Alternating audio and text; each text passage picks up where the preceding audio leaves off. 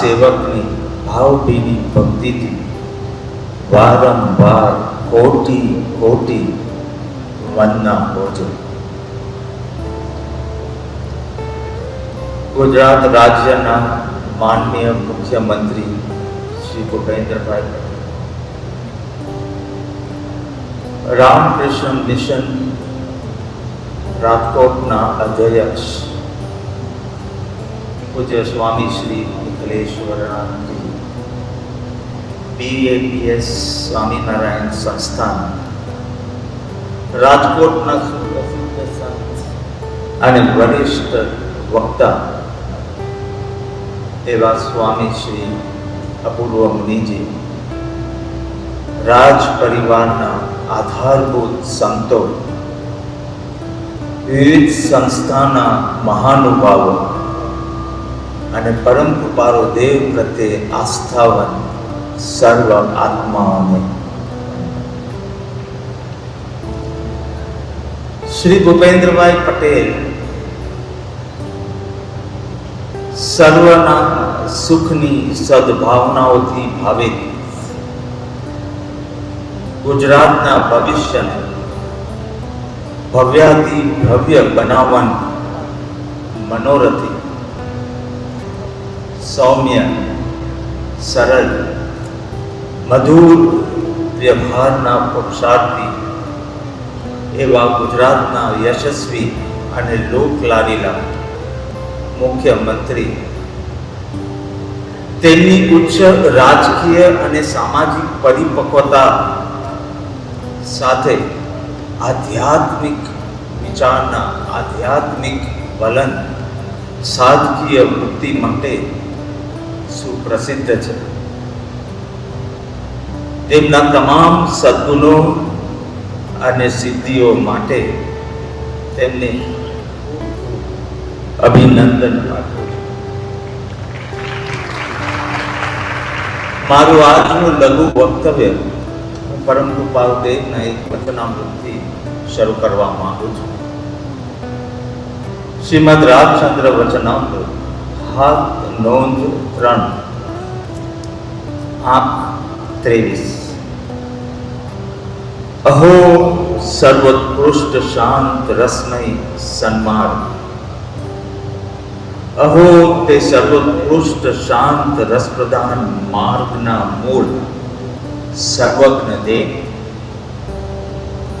અહો તે સર્વોત્કૃષ્ટ શાંત રસ સુપ્રતીત કરાવ્ય એવા પરમ કૃપાળુ સદગુરુદેવ આ વિશ્વમાં સર્વકાળ તમે Jaywant વર્તો, Jaywant વર્તો.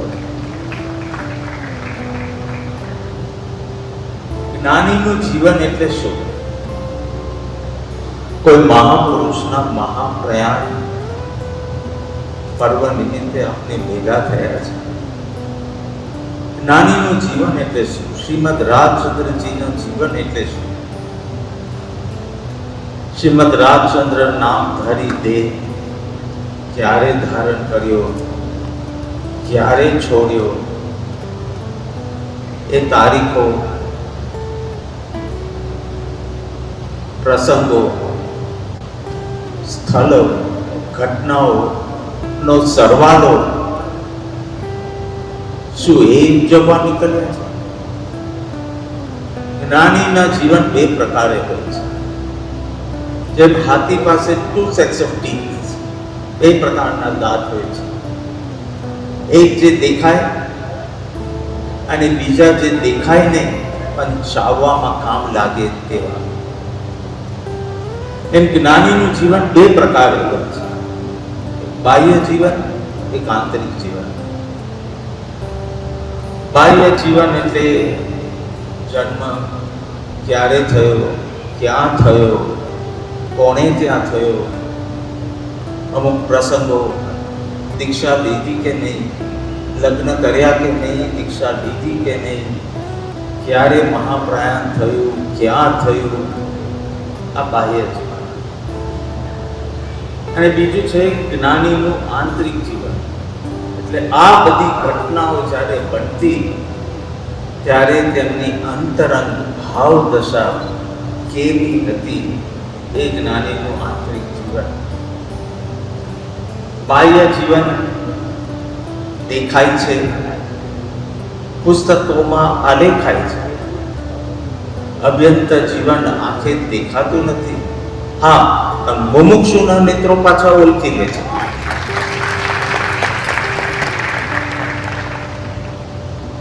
દેહથી ભિન્નપણું, ઘટનાથી ભિન્નપણું.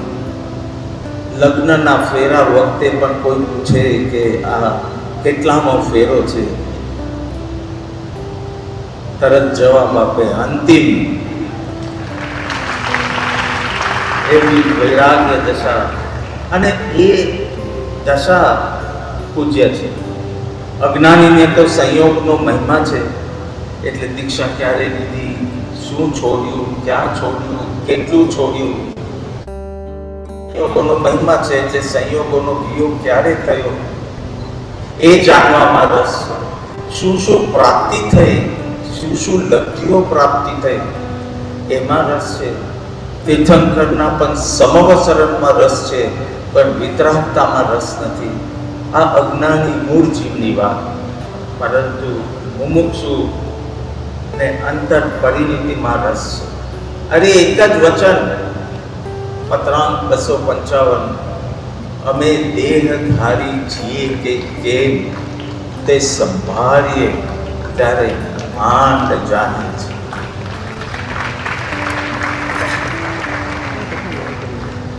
Mumukshu wants a message for transformation from the lives of the enlightened souls.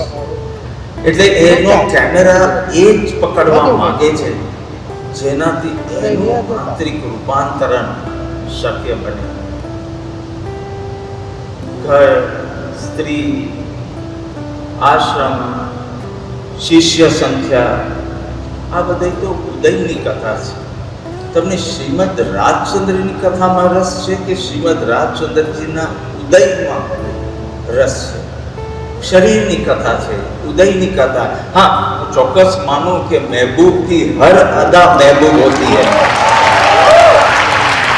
એમની અંતરંગ દશા ગમી એટલે બાહ્ય સ્પર્શેલી ચીજો માટે પણ આદર બહુમાન થાય, બહુ સ્વાભાવિક છે. પણ લે છે શું? એ પ્રેરણા, instructions and inspirations, insights and inspirations from his inner life, which is helpful for his transformation. એક જ ભાવના મુમુક્ષુની હોય કે તમારા જેવું બનવું છે, તુમ સા જીવન હો. તેથી પ્રેરણા લે છે, પ્રયોગ કરે છે, પ્રયોગો કરે છે અને અંતે પ્રાપ્તિ કરે છે. યથાર્થ ઓળખાણ વિના યથાર્થ ભક્તિ પ્રગટતી નથી. અને જેનું એકમાત્ર પ્રયોજન પરમાર્થ સાધવાનો હોય એવો મુમુક્ષુ જીવ તો સ્વામી ગુણ ઓળખી સ્વામીને જે ભજે દર્શન શુદ્ધતા તેહ પામે. શ્રીમદ દેવચંદ્રજી મહાવીર ભગવાનના સ્તવનમાં લખે છે કે સ્વામી ગુણ ઓળખી સ્વામીને જે ભજે તે દર્શન વિશુદ્ધિ પામે. બાકી તો બધી જ્ઞાનનો ક્ષયોક્ષમ, જ્ઞાનાવર્ણ્યનો ક્ષયોક્ષમથી જ્ઞાનનો ક્ષયોક્ષમ. પણ પરમાર્થ માર્ગમાં તો વિશુદ્ધિનો મતલબ છે ને કેટલું જાણો છો કે કેટલી વિશુદ્ધિ પ્રગતિ, એ મહત્વનું છે. એટલે મારું માનવું છે કે સત્ય એક ચીજ છે, તથ્ય એક ચીજ છે. જે અવશ્ય બનવું હોવું જોઈએ, જે અવશ્ય હોવું જોઈએ એ સત્ય. જેનાથી અન્યથા અસંભવ છે, નોટ પોસિબલ, એ સત્ય. અને જે બન્યું તે તથ્ય. અને તેનાથી અન્યથા હોવું સંભવ છે. પરંપરા પ્રયાણ પર્વ કાર્યક્રમમાં આપણી સૌની સાથે મંચ ઉપર ઉપસ્થિત પૂજ્ય ગુરુદેવ શ્રી રાકેશભાઈજી, શ્રી રામકૃષ્ણ મિશન રાજકોટના અધ્યક્ષ પૂજ્ય શ્રી નિખિલેશ્વરાનંદજી પીએચડીના મંદિર રાજકોટના પૂજ્ય શ્રી અપૂર્વ મુનિ સ્વામી, શ્રી રાજ સૌભાગ્ય સત્સંગ મંડળ સાયલાના અધ્યક્ષ શ્રી નલિનભાઈ, શ્રીમદ રાજચંદ્ર આશ્રમ કોબાના અગ્રણી શ્રી સુરેશજી, શ્રીમદ રાજચંદ્ર જ્ઞાન મંદિર રાજકોટના ટ્રસ્ટી શ્રી જગદીશભાઈ ભીમાણી, શ્રી કિશોરભાઈ મહેતા, આમંત્રિત સર્વે મહાનુભાવો, પ્રેસ મીડિયાના મિત્રો, સૌને મારા નમસ્કાર, સૌને મારા જય પ્રભુ. તો અત્યારે જ્યારે અહીંયા આવતો ત્યારે મેં કીધું આપણે તો રાકેશભાઈજીને સાંભળીશું, આપણે કંઈ બોલવાનું થતું નથી, પણ સાંભળ્યા પછી એટલું કહી શકાય કે તમે જે અરીસો આપ્યો છે એમાં અમે ઊભા રહીશું.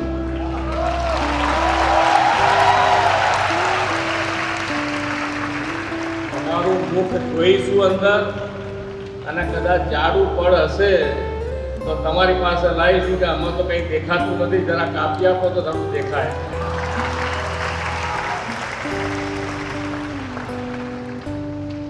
આ પ્રસંગ માત્ર સ્મરણનો નહીં પણ આત્મમંથન, સાધના અને આધ્યાત્મિક ઉન્નતિ માટેનો એક અવસર છે.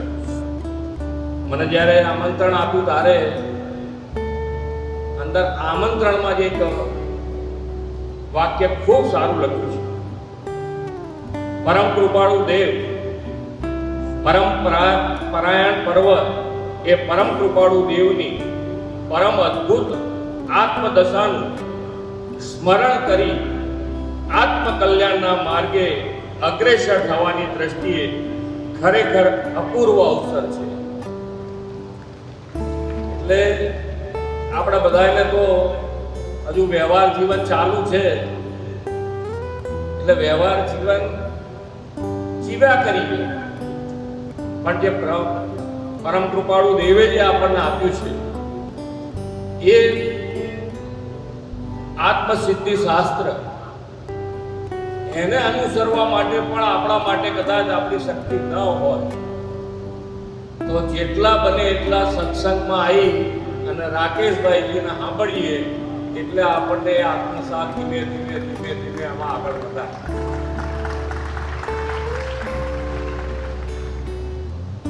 કારણ કે આપણી તો તાકાત કેટલી હોય, જેમ આપણે દરેક જણ અહીંયા આગળ ભણવા ગયા હોય, પરીક્ષાઓ આપી હોય, તો જ્યારે પરીક્ષા આપતા હોય ત્યારે બધું ઘેર વાંચવા બેઠો હોય ત્યારે આપણને એમ જ લાગે કે આ બધું આવડી.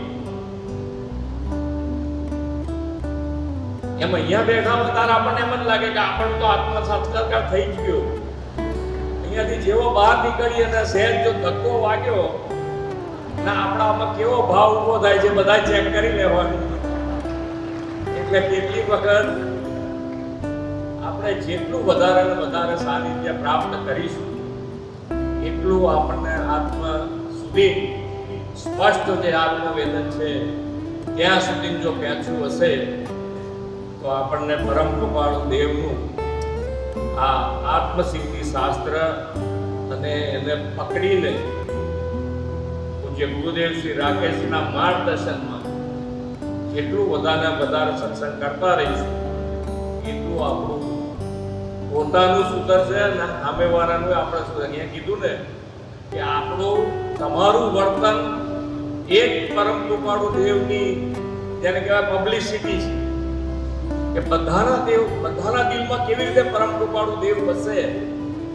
તો એના માટે અહીંયા બેઠેલા દરેક જણ આજે આપણે અહીંયાથી પ્રતિજ્ઞા લઈને જઈએ કે જે રાકેશભાઈજીએ કીધું છે એ પ્રમાણેનું જીવન આપણે જીવીશું તો જ આપણો ઉદ્ધાર થાય એવું છે.